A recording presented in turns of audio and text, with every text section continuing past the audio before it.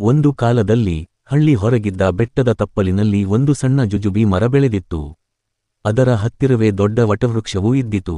ವಟವೃಕ್ಷವು ಬಹುಮಾನವಾದ ಛಾಯೆ ನೀಡುತ್ತಿತ್ತು, ಪಕ್ಷಿಗಳಿಗೆ ಆಶ್ರಯ ನೀಡುತ್ತಿತ್ತು ಮತ್ತು ಪ್ರಯಾಣಿಕರಿಗೆ ವಿಶ್ರಾಂತಿ ನೀಡುತ್ತಿತ್ತು.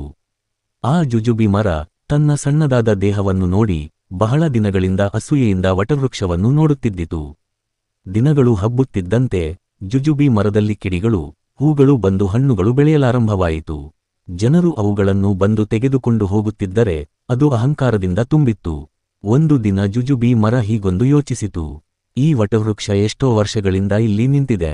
ಯಾರೂ ಅದರ ಹಣ್ಣು ತಿನ್ನಲ್ಲ, ಉಪಯೋಗ ಮಾಡಲ್ಲ. ಆದರೆ ನಾನು ಎಲ್ಲರಿಗೂ ಉಪಯೋಗವಾಗುತ್ತೇನೆ. ಆದರೂ ಯಾರೂ ನನ್ನನ್ನು ಗೌರವದಿಂದ ನೋಡಲ್ಲ. ಅದು ಸಿಟ್ಟಿನಲ್ಲಿ ವಟವೃಕ್ಷಕ್ಕೆ ಹೇಳಿತು, ಹೇ ವೃಕ್ಷ, ನೀನು ವ್ಯರ್ಥವಾಗಿ ಇಲ್ಲಿ ನಿಂತಿದ್ದೀಯೆ. ನಾನು ಜುಜುಬಿ ಮರ, ಜನರಿಗೆ ಫಲ ಕೊಡುತ್ತೇನೆ. ನಿನ್ನ ಛಾಯೆ ಬಿಟ್ಟು ಬೇರೇನೂ ಇಲ್ಲ.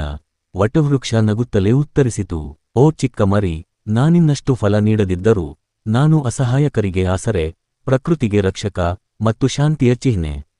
ನಿನ್ನ ಕೊಡುಗೆ ಕೂಡ ಮುಖ್ಯ, ಆದರೆ ಆತ್ಮಾಭಿಮಾನ ಅತಿಯಾಗಿ ಬಿಟ್ಟರೆ ಅದು ಮೂರ್ಖತನ. ಆದರೆ ಜುಜುಬಿ ಮರ ಕೇಳಲಿಲ್ಲ. ಸಂಕಟದ ದಿನ ಬಂತು. ಒಂದು ದಿನ ಭಾರೀ ಬಿರುಗಾಳಿ ಮತ್ತು ಮಳೆ ಬಂತು. ಜುಜುಬಿ ಮರ ಇಳಿದ ಬೇರರಿಂದ ಸುಲಭವಾಗಿ ನೆಲಕ್ಕೂ ಬೀಳಿತು.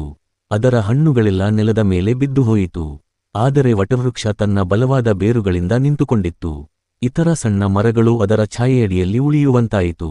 ಬಿರುಗಾಳಿ ನಂತರ ಗಾವಿನ ಜನರು ಬಂದು ವಟವೃಕ್ಷವನ್ನು ನೋಡಿಯೇ ಆಶ್ಚರ್ಯಪಟ್ಟರು. ಈ ವೃಕ್ಷವಿದ್ದರಿಂದ ನಾವು ಪಾರಾಗಿದ್ದೇವೆ ಎಂದು ಹೇಳಿದರು. ಜುಜುಬಿ ಮರ ತನ್ನ ತಪ್ಪು ಅರಿತುಕೊಂಡಿತು. ಅದು ತಕ್ಷಣವೇ ಕ್ಷಮೆ ಕೇಳಿತು.